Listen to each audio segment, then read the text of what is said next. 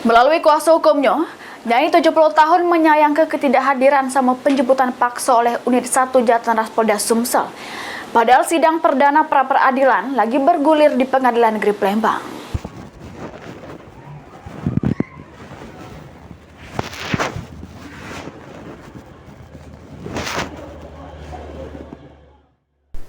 Video amatir ini selik ke proses penjemputan paksa oleh anggota Unit 1 Jatlanras Polda Sumsel di rumah Erna ini Nyai 70 tahun yang sudah ditetapkan tersangka oleh penyidik. Namun kuasa hukum Nyai Erna ini menyayangkan penjemputan paksa tersebut karena gugatan pra-peradilan lagi bergulir di Pengadilan Negeri Palembang yang digugat oleh Nyai melalui kuasa hukumnya. Diketahui, Nyai Erna ini ditetapkan jadi tersangka jero dugaan penggunaan akta nikah palsu atas nama Muhammad Basir Tholib Samo Karmina. Karena dinilai cacat hukum serta diduga tidak sesuai prosedur, laju kuasa hukum Nyai Erna ini ngajukan gugatan pra-peradilan. Namun pas sidang perdana, anggota Unit 1 Jatlanras Polda Sumsel tidak hadir tanpa konfirmasi pada majelis hakim. Anggota Unit 1 Jatlanras Polda Sumsel malah melakukan penjemputan paksa terhadap Nyai Erna ini di rumahnya, meski jero keadaan sakit serta terbaring di kasur.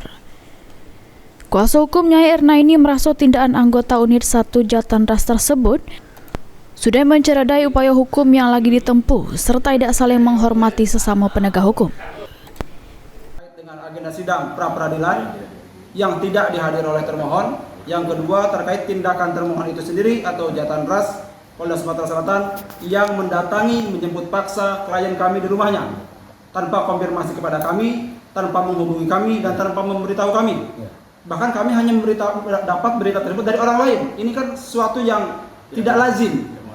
Klien kami sudah memiliki pengacara, advokat, pendamping hukum, tapi tidak memberitahu kami. Berarti secara tidak langsung tidak menganggap kami sebagai penegak hukum.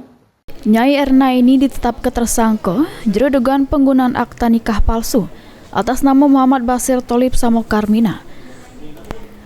Pas Nyai masih begawe sebagai penerbitan administrasi pada 2009.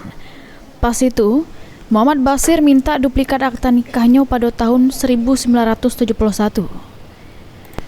Sesudah syaratnya lengkap, Nyai Erna ini nyalin untuk diterbitkan jadi duplikat akta nikah yang ditandatangani Ahmad Yani. Seiring kasusnya berjalan, Ahmad Yani yang pas itu sebagai kepala KUA Banyuasin 3 nyatakan tidak ada pemalsuan dokumen pas diperiksa oleh penyidik Unit 1 Jatlanras Polda Sumsel.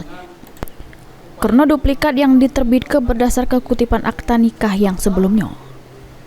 Mulyadi, PAL TV. Nah, ini kepala KUA Banyuasin 3 di tahun 2009. Beliau sudah diperiksa oleh penyidik